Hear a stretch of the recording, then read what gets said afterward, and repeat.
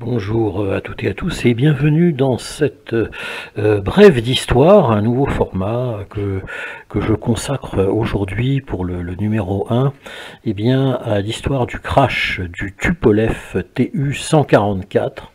Un crash qui s'est produit lors du Salon du Bourget, lors d'un vol de démonstration, le 3 juin 1973.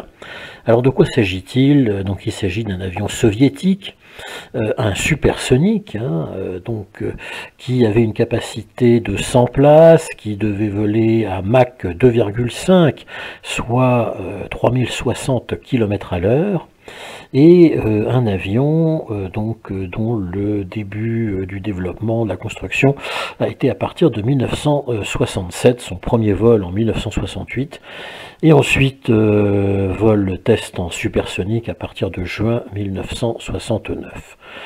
Cet avion, donc, qui évidemment ressemble beaucoup au Concorde, qui a été développé à la fois par la France et la Grande-Bretagne à peu près à la même époque.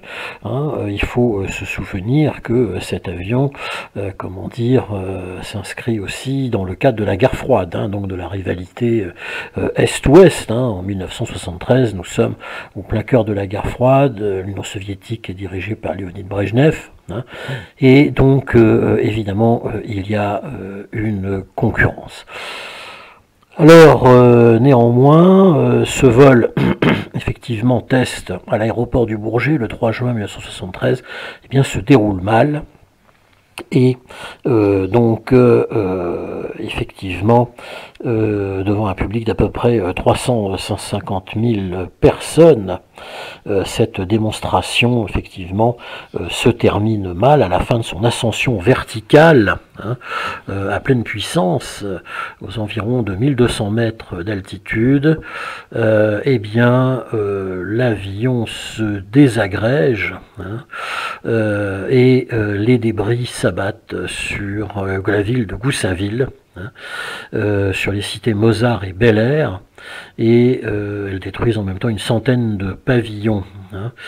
Donc au total 8 personnes tuées au sol, auxquelles s'ajoutent les 6 membres d'équipage, une vingtaine de blessés, et 173 personnes qui vont être relogées. Donc il s'agit d'une catastrophe aérienne tout à fait majeure. Néanmoins, à savoir que les soviétiques vont quand même le mettre en service à partir du 26 décembre 1975, sur une ligne qui devait relier, qui a relié avec un vol par semaine Moscou, la capitale, jusque Alma-Ata, Almaty, au Kazakhstan, qui est alors une république socialiste soviétique. Il faut savoir que la distance Moscou et la capitale à l'époque du Kazakhstan, Almaty, est de 3913 km, ce qui représente à peu près, avec un avion normal, à peu près 4h30 à 5h de vol, alors qu'avec le Tu-144, donc le Tupolev, eh bien, ça nous amène à peu près à 1h30 de vol. Donc vraiment, une distance réduite, fort intéressante, mais après le crash que j'évoque ici de 73, la mise en service en 75, eh bien en 78 il y a un deuxième accident qui se produit, cette fois-ci avec que les pilotes à bord, dû à une alimentation défectueuse en kérosène.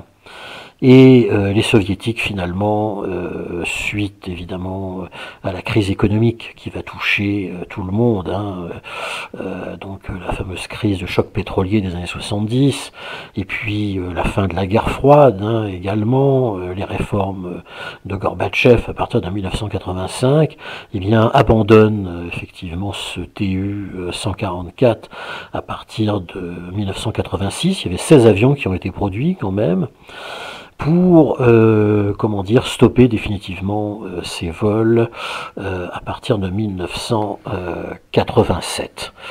Alors néanmoins,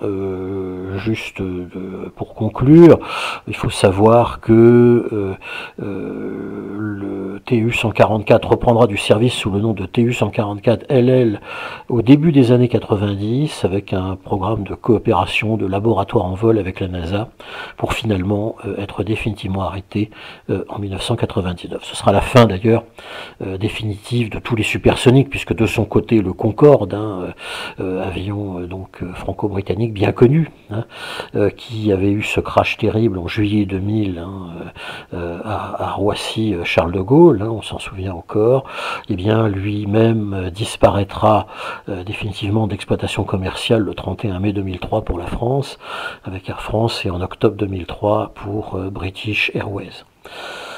Des projets de nouveaux supersoniques existent néanmoins, qui devraient être développés, notamment autour du projet Ouverture, un projet développé par les États-Unis à partir de 2030. Je vous laisse donc avec ce dernier point en contemplant les images que vous avez vues sous vos yeux lors de cette petite brève d'histoire. Merci et bon visionnage.